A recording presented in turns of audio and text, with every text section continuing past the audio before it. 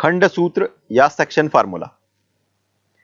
तो उस बिंदु के निर्देशांक हमें ज्ञात करना है जो बिंदुओं x1 y1 z1 तथा x2 y2 z2 को मिलाने वाली रेखा m1 अनुपात m2 के अनुपात में बांटता है।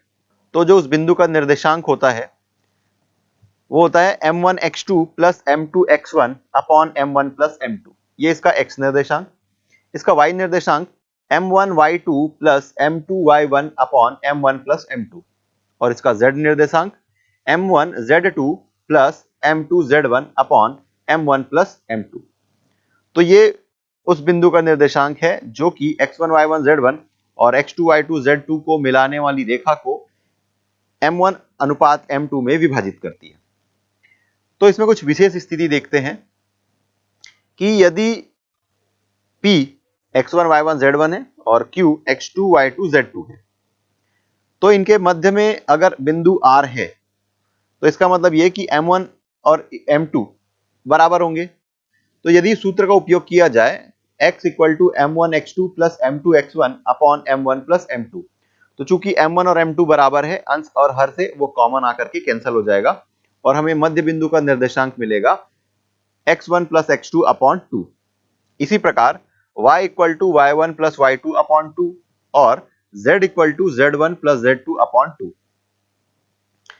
तो अतः बिंदु P x1 y1 z1 तथा Q x2 y2 z2 को मिलाने वाली सरल रेखा के मध्य बिंदु के निर्देशांक हैं x1 plus x2 upon 2, y1 plus y2 upon 2 और z1 प्लस z2 अपॉन 2।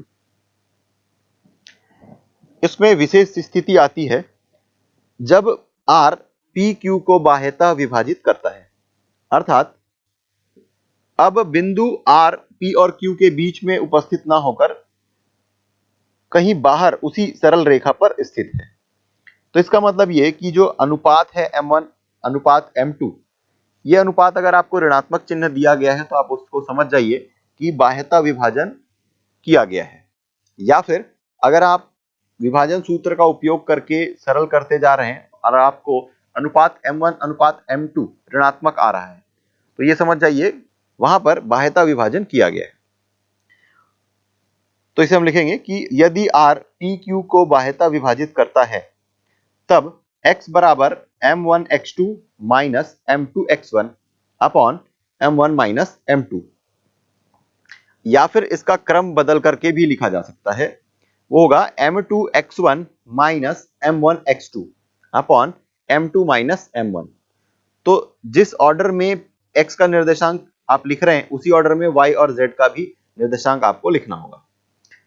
तो इस प्रकार हम लिखेंगे y equal to m1 y2 minus m2 y1 upon m1 minus m2 और इसका z निर्देशांक होगा m1 z2 minus m2 z1 upon m1 minus m2। चित्र में कुछ इस प्रकार इसे देख करके समझ सकते हैं। यहां पर R P और Q के बाहर उसी सरल रेखा पर स्थित है। त्रिभुज का केंद्रक, सेंट्रॉइड ऑफ अ ट्रायंगल। यदि किसी त्रिभुज के शीर्ष के निर्देशांक A x1 y1 z1, B x2 y2 z2 तथा C x3 y3 z3 हो तो इसके केंद्रक के निर्देशांक x1 plus x2 plus x3 upon 3, y1 plus y2 plus y3 upon 3 और z1 plus z2 plus z3 upon 3 होते हैं।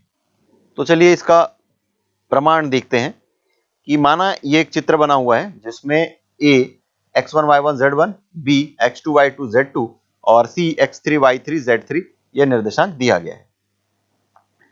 अब माना त्रिभुज ABC में भुजा BC का जो मध्य बिंदु है D, इसको हम त्रिभुज के शीर्ष A से मिला देते हैं। तो D का जो निर्देशांक होगा ये x2 plus x3 upon 2, y2 plus y3 upon 2 और z2 प्लस z3 अपॉन 2 होगा। माना कि त्रिभुज का जो केंद्रक है यह G है। G AD को 2 अनुपात 1 में विभक्त करता है। तब G के निर्देशांक हम लिखेंगे 2 into x2 plus x3 upon 2 plus 1 into x1 upon 2 plus 1। इसी प्रकार 2 into y two plus y three upon two plus 1 into y one upon two plus one, और z निर्देशांक 2 into z two plus z three upon two plus 1 into z one upon two plus one. सरल करने पर हमें मिलेगा x1 plus x2 plus x3 upon three, y1 plus y2 plus y3 upon three और z1 plus z2 plus z3 upon three. यही त्रिभुज के केंद्रक का निर्देशांक है। चतुष्फलक टेट्राहेड्रॉन, यह चार त्रिभुजीय समतलों से घिरी हुई आकृति है। इनमें से सभी एक ही बिंदु से नहीं गुजरते हैं। इसके चार फलक होते हैं, त्रिभुज ACD, त्रिभुज ADB, त्रिभुज ABC तथा त्रिभुज BCD।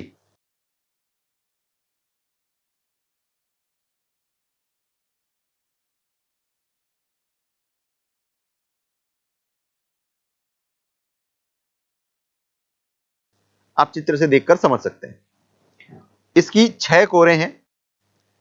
यह है AC, CD, DA, AB, BC तथा BD। प्रत्येक कोर चार समतलों में से दो समतलों की प्रतिच्छेद रेखा होती है। इसमें विपरीत कोरों के 3 जोड़े होते हैं। वे कोरें विपरीत कोर कहलाती है, जो कहीं नहीं मिलती है। ये जोड़े कुछ इस प्रकार हैं, AB तथा CD, BC तथा AD और BD तथा AC।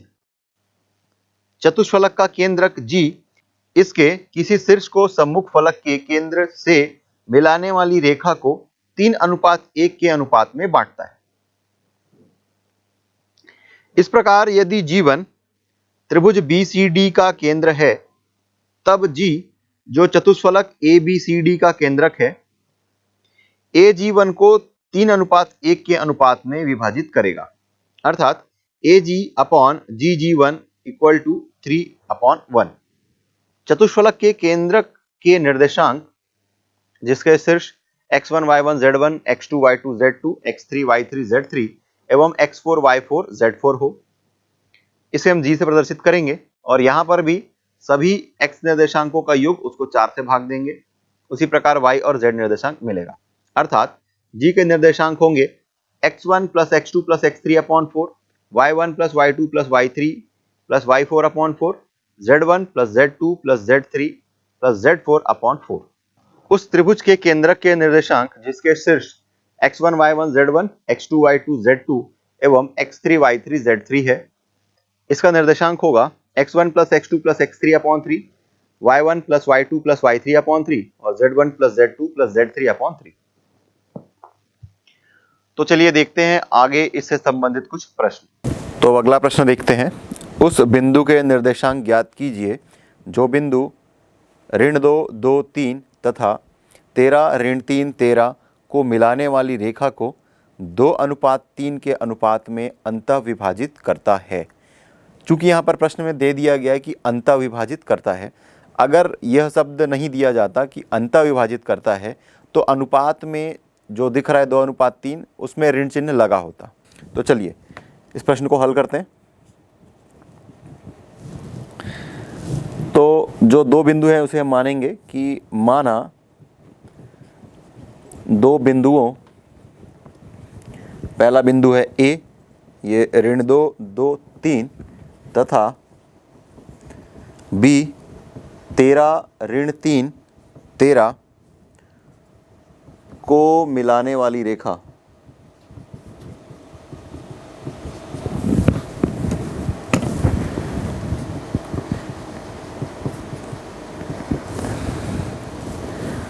को 2:3 में अंतः विभाजित करने वाले बिंदु के निर्देशांक।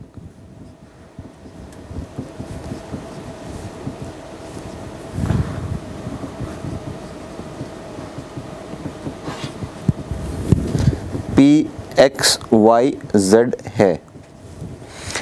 अब इसके लिए एक रफ स्केच बना लेते हैं कि मान लेते हैं कि ये बिंदु A है, ये ऋण 2 2 3 और ये बिंदु है B 13 ऋण 3 और 13। इसके बीच में कहीं पर एक बिंदु है P, इसके बीच में कहीं पर एक बिंदु है P, ये x y z है और जो कि इसको 2:3 में विभक्त करती है। तब यहाँ से यहाँ तक का जो अनुपात ये दूरी है और यहाँ से यहाँ तक की दूरी का अनुपात 2:3 है।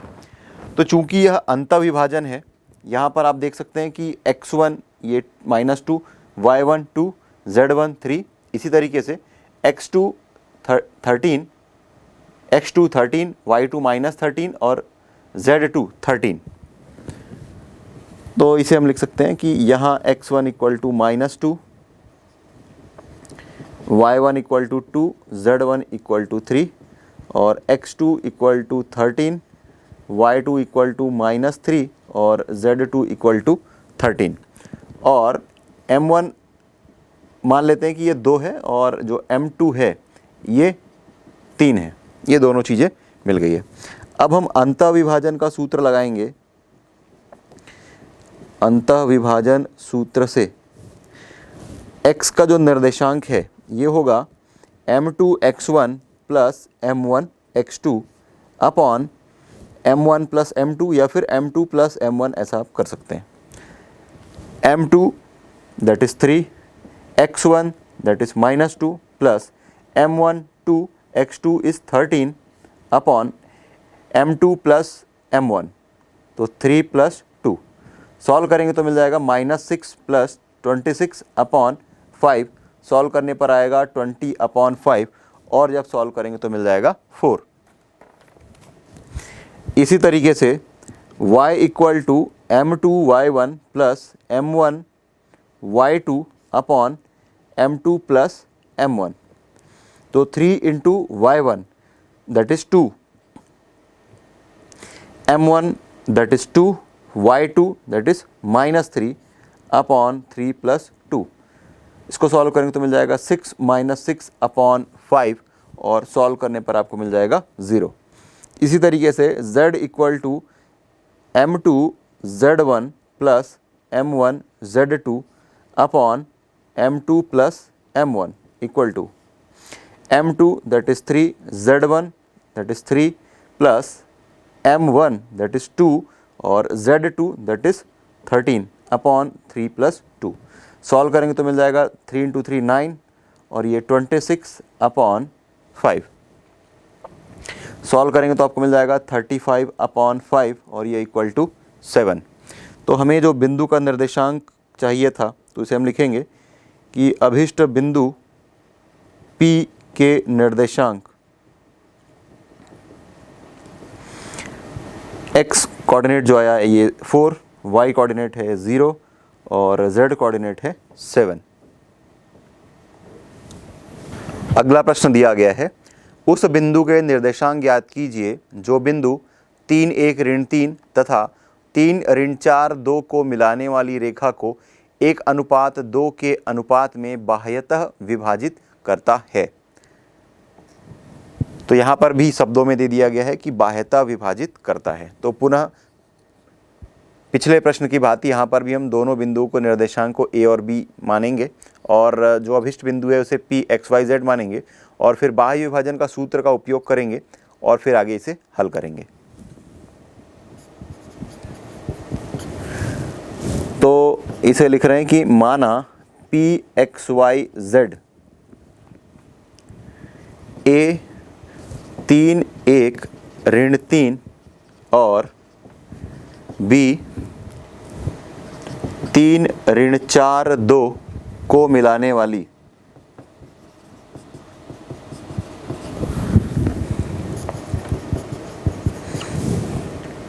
रेखा को 1:2 में बाह्यतः विभाजित करती है।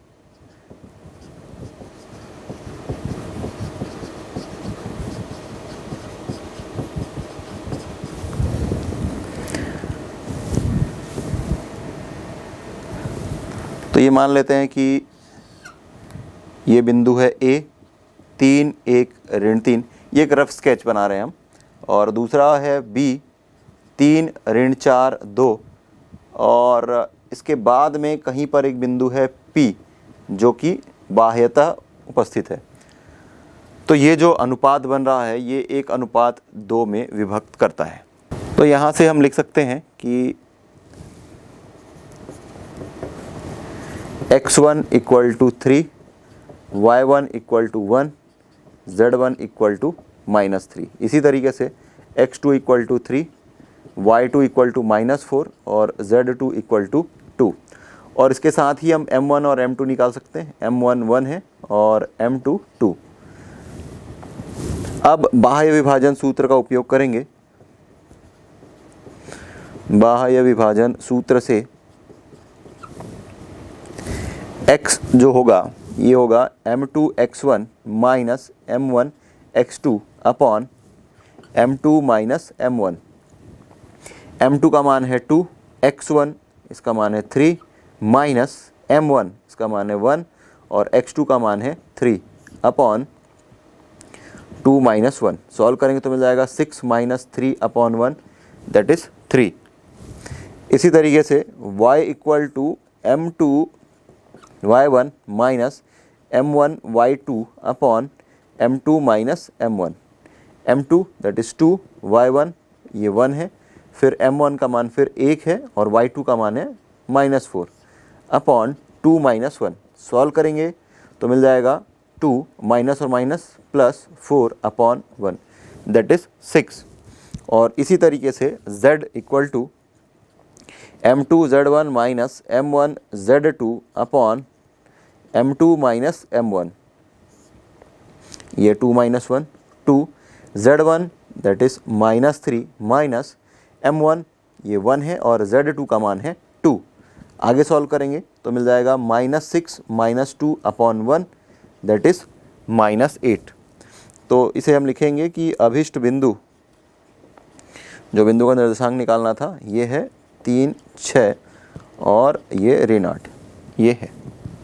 अगला प्रश्न है, वह बिंदु ज्ञात कीजिए जहां बिंदुओं 2, 1, 3 तथा 4, ऋण 2, 5 को मिलाने वाली सरल रेखा समतल 2x धन y ऋण z बराबर 3 से मिलती है।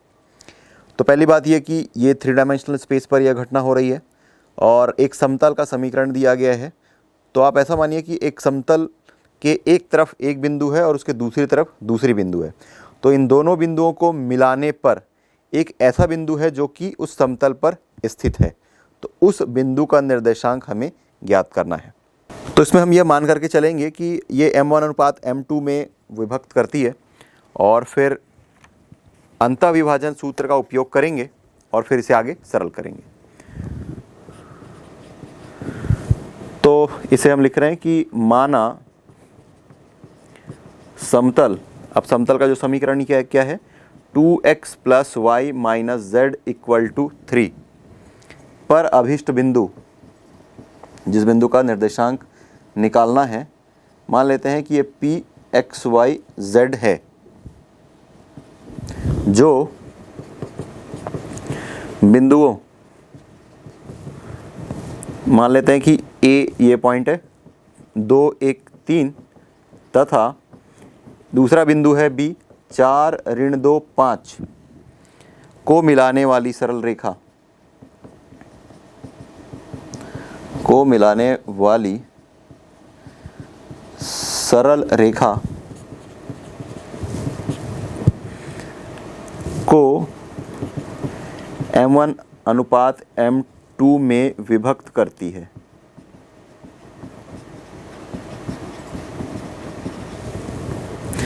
अब हम लोग यहाँ पर अंतः विभाजन सूत्र का उपयोग करेंगे।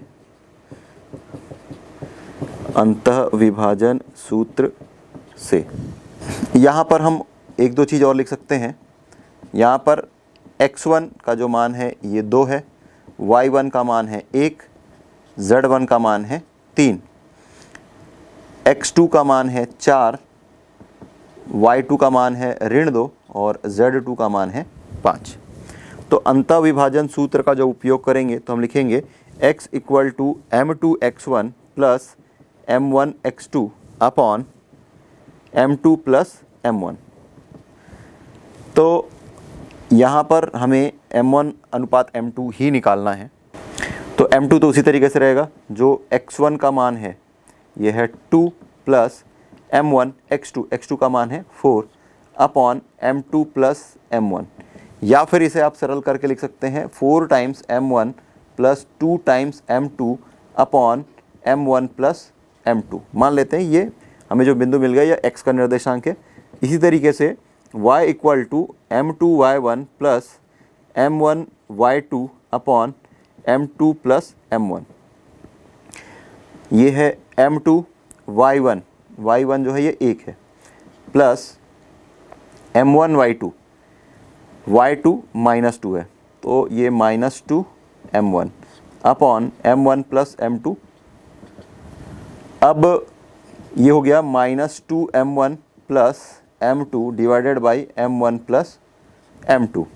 इस तरीके से बिंदु z जो है ये होगा m2z1 plus m1z2 upon m2 plus m1।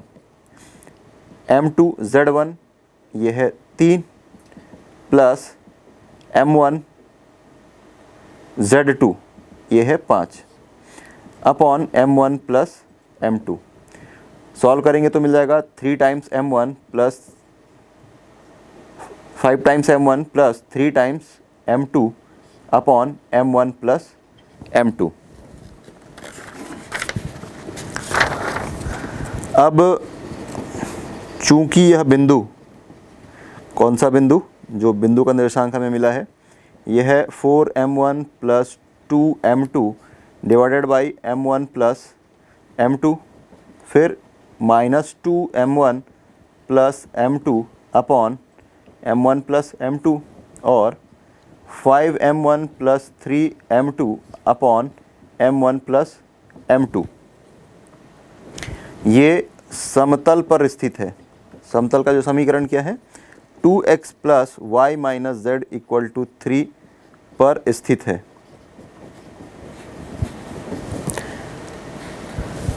अतः बिंदु के निर्देशांक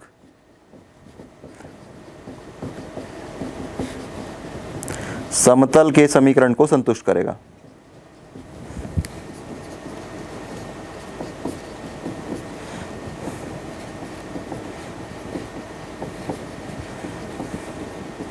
अब करेंगे क्या, ये जो पॉइंट हमें मिला है इसको x के स्थान पर ये वाला कोऑर्डिनेट, y के स्थान पर ये वाला और z के स्थान पर ये वैल्यू हम पुट कर देंगे और सॉल्व करेंगे तो हमें m1 अनुपात m2 ये हमें मिल जाएगा। तो चलिए आगे देखते हैं। तो चलिए उसमें यह मान रख देते हैं 2 इंटू x1, 2 इंटू x, और x का मान हमें प्राप्त हुआ है 4m1 plus 2m2 divided by m1 plus m2, फिर प्लस y, और y का जो कोऑर्डिनेट हमें मिला था ये -2m1 plus m2 upon m1 plus m2, और इसी तरीके से माइनस z, तो ये है माइनस और 5m1 plus 3m2 divided by m1 plus m2, और इसका मान 3 प्राप्त हुआ था। तो आगे सरल करते हैं, जस्ट ब्रैकेट ओपन कर देते हैं और इसका जो लघुत्तम समापवर्ती है ये m1 प्लस m2 ही प्राप्त होगा। तो इसको आगे गुणा कर रहे हैं, 4 और 2 का गुणा करेंगे 8, 2 और 2 का गुणा करेंगे 4, फिर ये ऋण 2 m1 धन m2 ऋण 5 m1 ऋण 3 m2 बराबर 3, और ये m1 प्लस m2 को गुणा कर देंगे आगे चल करके तो ये 3m1 m2 हमें मिल जाएगा। अब सभी पदों को एक तरफ ले आते हैं, या फिर आप m1 को एक तरफ और m2 को दूसरी तरफ ले लेते हैं। तो चलिए पहले सरल कर लेते हैं। ये 8 में 2 घटाएंगे मिल जाएगा 6, 6 में 5 घटाएंगे मिल जाएगा 1। तो इस तरीके से लेफ़्ट साइड पर आपको मिल रहा है m1। इसी तरीके से इसको यदि लेफ़्ट साइड पे ले आएँ तो ये मिल जाएगा 3m1। अब ये 4m2 है, 4 प्लस 1 5, 5 में 3 सब्सट्रैक्ट करेंगे मिल जाएगा 2m2। तो राइट साइड में ले जा करके -2m2 कर देते हैं और ये +3m2 राइट साइड पर है। सॉल्व करेंगे तो आपको मिल जाएगा -2m1 इक्वल टू m2, या फिर यहाँ से आप लिख सकते हैं m1 upon m2 equal to -1/2। तो -1/2 का मतलब है कि यह जो विभाजन आ रहा है ये अंतःविभाजन ना हो करके बाह्य विभाजन है। अब आपको जो बिंदु का निर्देशांक ज्ञात करना था x इक्वल टू, ये आपका है 4 times m1 plus 2 times m2 upon m1 plus m2। तो यहाँ से जब आप मान लेंगे ये किसी कांस्टेंट k के बराबर है तो m1 इक्वल टू आपको मिल जाएगा -k और m2 इक्वल टू मिल जाएगा 2k। तो जब आप ये वैल्यू पुट करेंगे, अंश और हर में m1 m2 दोनों एक साथ हैं, तो इस वजह से वैल्यू पुट करने के बाद जो k है वो अंश और हर से कैंसिल हो जाएगा। तो डायरेक्टली आप पुट कर सकते हैं या फिर रख करके बाद में कैंसिल भी कर सकते हैं। तो ये हो जाएगा -4k, देखिए m1 और ये -k, m1 का मान, फिर 2 इंटू m2 तो 2 4k upon -k plus 2k, तो ये आपको मिल जाएगा 0। इसी तरीके से y equal to -2m1 plus m2 divided by m1 plus m2। m1 का मान है -k, m2 का मान है 2k, फिर 2 इंटू m1 तो ये माइनस और ये माइनस प्लस हो जाएगा 2k plus m2 again 2k 4 और ये 2k माइनस के 1। तो इस तरीके से आपको मिल गया 4। और बिंदु z जो है ये है 5m1 plus 3m2 upon m1 plus m2। 5 into m1 और m1 का मान है -k, तो मिल जाएगा -5k प्लस 3 इंटू m2, 3 2 जा 6, 3 दूनी 6, तो ये मिल गया। और फिर -k प्लस 2k, सॉल्व करेंगे तो 6k माइनस 5k k और 2k minus k equal to 1। तो जो बिंदु का निर्देशांक निकालना था, जो हमने बिंदु P माना था, ये है 0 4 1 है।